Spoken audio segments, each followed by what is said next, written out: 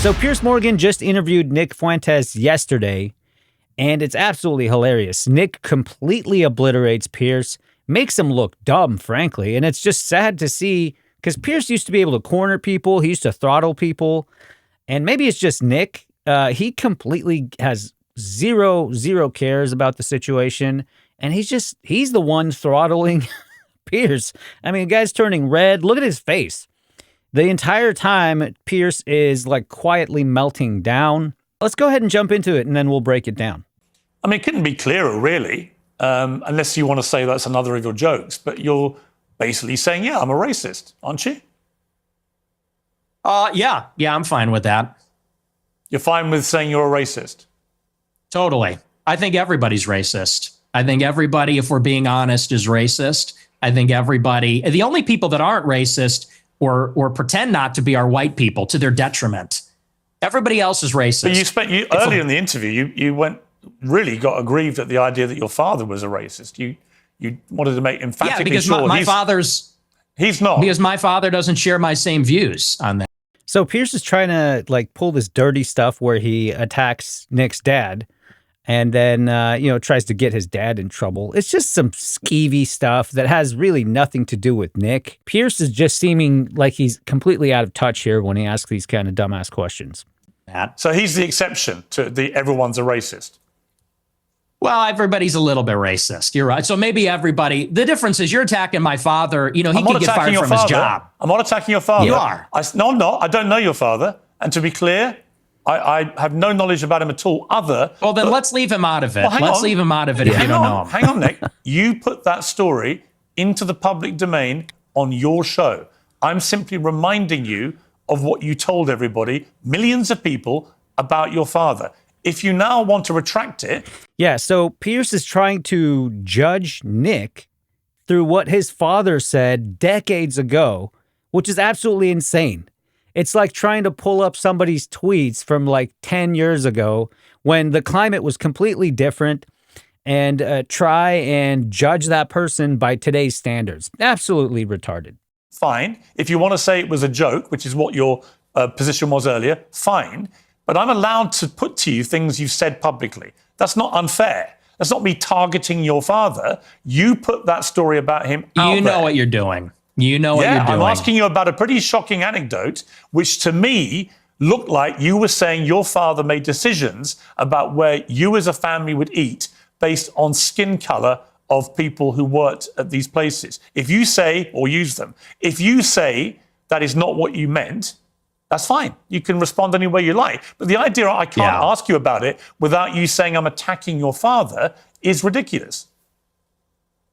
Well, you are, and you know what you're doing. And there's a political culture in America where if you have the wrong views, you get fired from your job. We all know that. Why is Piers pretending like he doesn't? He knows that too. And he's deliberately asking him questions that are going to get him in trouble with certain people out there that use this kind of stuff to justify firing people and doing whatnot. He's definitely aware of what he's doing. And Nick's right to call him out on that. It's funny. I mean, this whole idea of black fatigue is everywhere, even in the black community. Like, everybody already acknowledged this. Like, why is Piers pretending like he just fell off the moon? Why? Because this is what he does.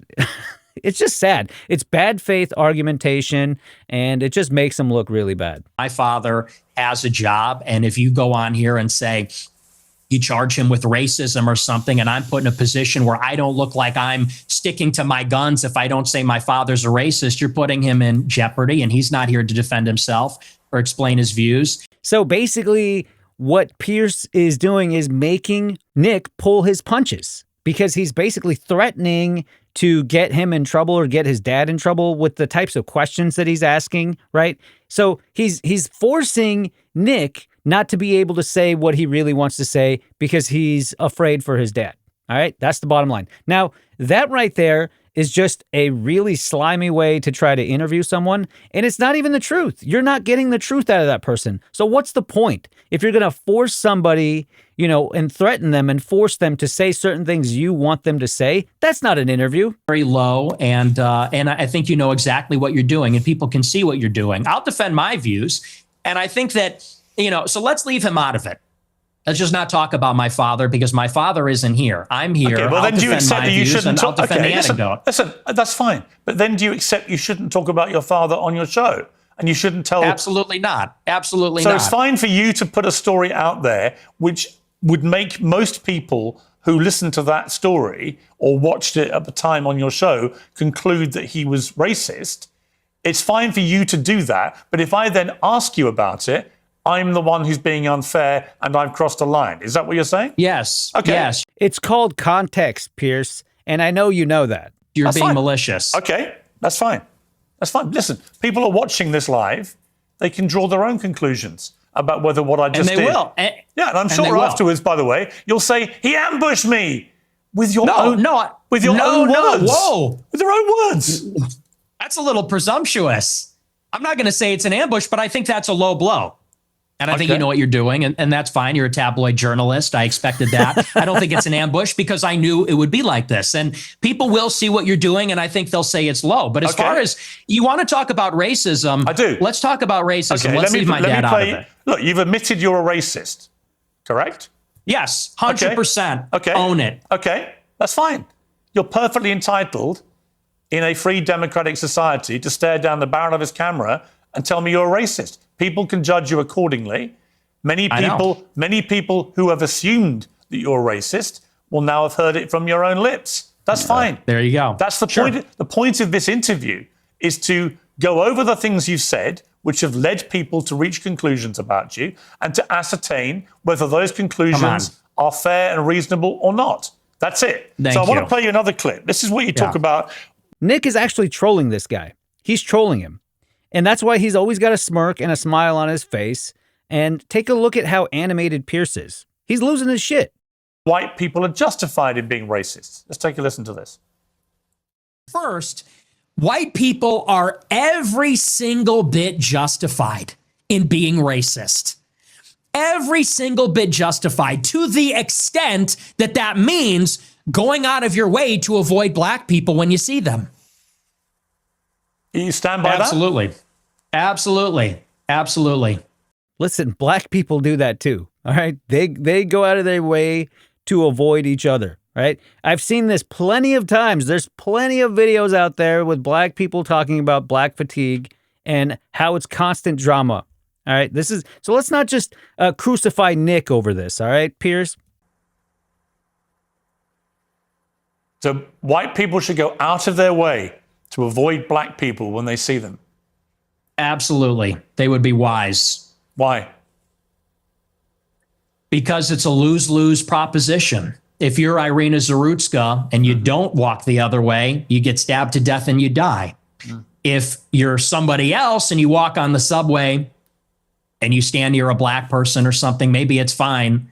It's a lose-lose proposition. So no, I think that white people have been beaten into submission, that we're afraid to tell the truth about it. And the truth is that when you go into these major cities like New York or Chicago, I believe she was in North Carolina, there is a menace, which is young, black, adolescent men. They're extremely violent. And we have been told that we have to pretend like they are every other person. We have to be colorblind to that.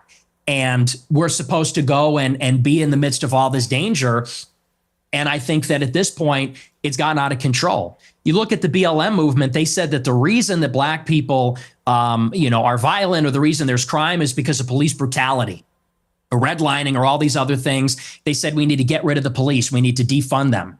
And a lot of cities did. A lot of cities like Chicago, for example, the police changed the rules of engagement. They don't chase them. It's not a felony if you steal a certain amount of merchandise. They won't chase them on foot. And now the city's totally up for grabs. And now whether you're in the Gold Coast or whether you're on the Mag Mile or you're in the worst neighborhoods in the city, you might get shot, you might get mugged, someone might run up on you. And I tell my followers, it is better to be perceived as racist or racist and walk the other way and maybe keep your life than to say, I'm a good anti-racist. I don't mind that this person's making me uncomfortable. Maybe he's looking a little froggy. I'm going to sit down because I'm a good person.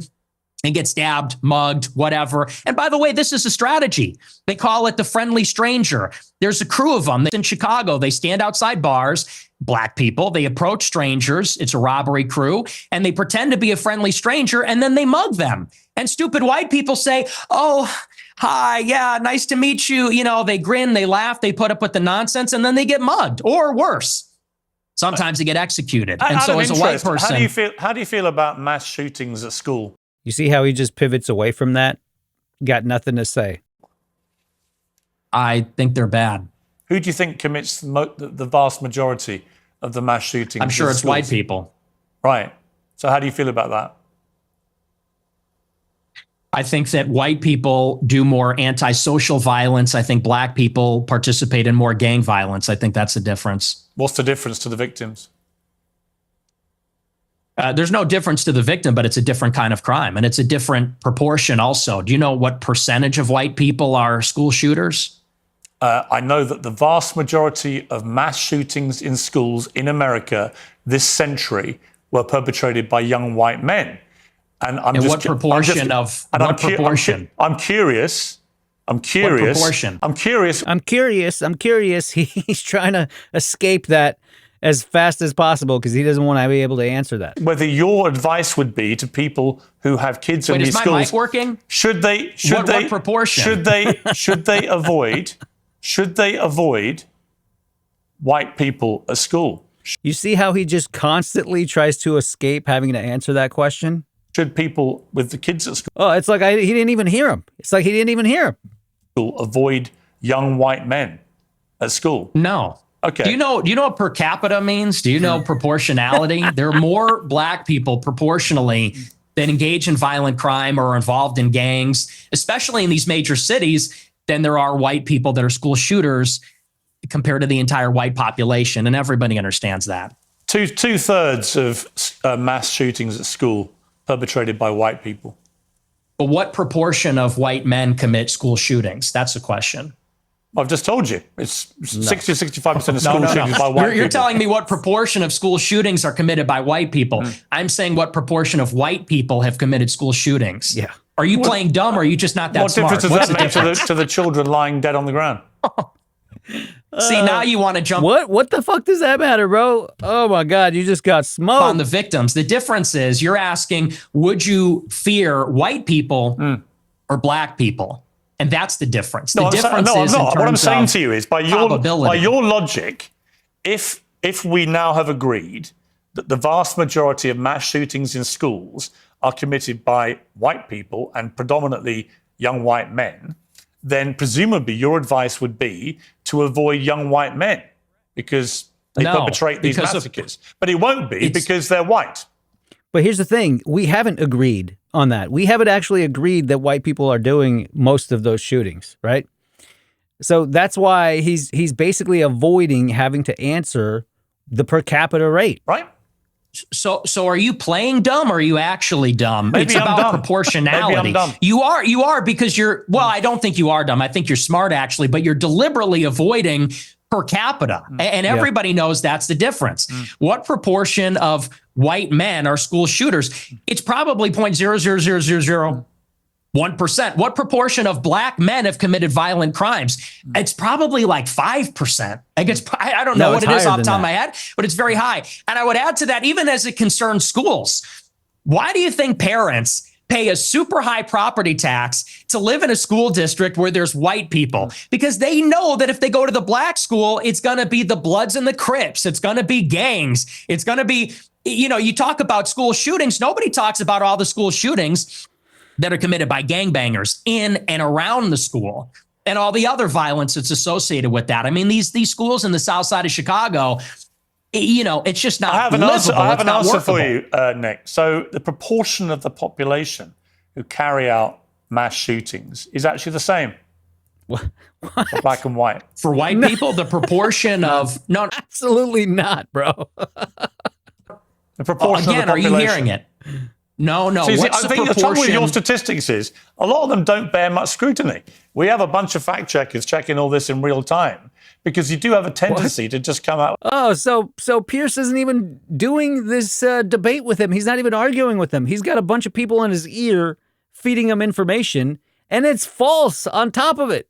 It's false information on top of it.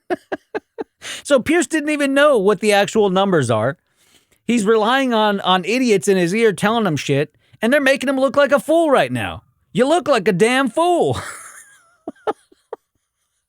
Bro, it's not equal. Only. And when you say, okay, well, it's true. And when you're confronted with reality, you don't like it. What's the figure? What proportion of white people have committed school shootings? With white people as the denominator and white people that have committed school shootings as the numerator, what's that percentage? For both black and whites, the proportion of the population who carry out mass shootings generally is about the same. No. Tell me the number, and then Oh my God.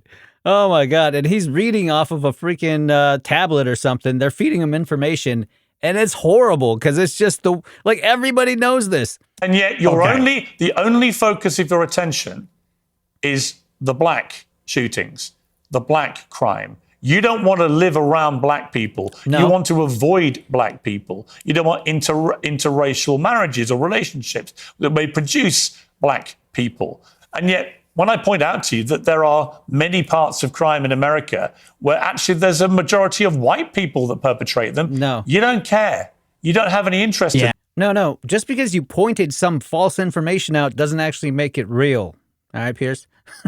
It's like, I don't know who you thought you were going to be interviewing here, but this guy is not cutting you any slack, and he's making you look dumb. It doesn't exercise your mind. Maybe because no one's buying this. This argument lost. No one is buying this. Everybody understands per capita, and people can even see what you race ahead and say, well, we're comparing the proportion of white and black school shooters. I said, no, compare the proportion of school shooters that are white versus violent criminals that are black, because that was the basis of the monologue, is that you're very likely, if you encounter black people or a young black man in the city, that you're going to be the victim of a violent crime. Every time you see it go to Nick, look at how he switches the camera just to Nick. He's looking down and trying to read the information they keep feeding him. Let's look at this real quick. Or a young black man in the city, that you're going to be the victim. He's all like, oh, I need some kind of information, guys. You guys are, you're leaving me in the lurch here. I need to be able to argue back with this guy. Give me something. Of a violent crime, of a robbery, a mugging, a car theft, a carjacking, or a murder. That's the difference, and it's about proportionality. And everybody sees past that because we all live in reality. You want to talk about product of your environment. People that live in New York, Chicago, LA, we live in reality. We live in this environment, and we see what it's like. And the threat, the danger, in terms of probability, it's not even comparable. And I would say this to your point. If you're in a high school and truly, if you see a white person who looks like a little autistic, he's got the SSRI stare and he reaches for a backpack, people joke and say, run.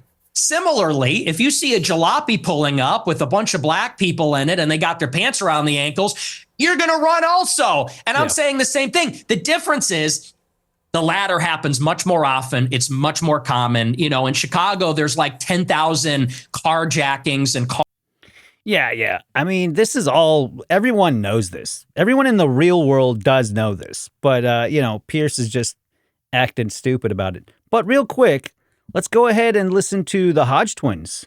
I mean, they can tell us. Maybe they're also racist, Pierce. Maybe the Hodge twins are also racist. As soon as I got enough money, I want to live in a white community.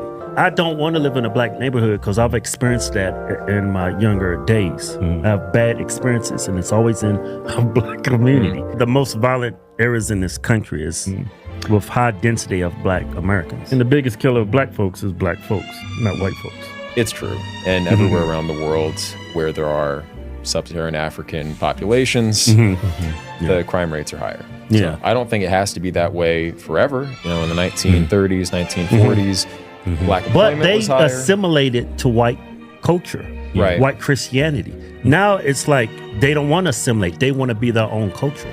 That's why it's so detrimental for them. It's the victim narrative. They've been told that they've been held down and that they're entitled to compensation. And so when they're committing crimes and trying to loot people's cars and stuff, they think that's what they're owed. You reward people who have values and good morals and elevate that, as opposed to black culture now, rap music, where it's I killed someone, I got a lot of money, and that makes me high status. So, I mean, like, this right here, somebody should show this to Pierce. But, I mean, there's really no need, because the guy knows. He's just sitting here pulling this liberal. He's trying to carry water for, like, liberal, people out there. And just pushing the same old narrative at the end of the day. All right, guys, leave a like and subscribe to the channel. I'll see you in the next one.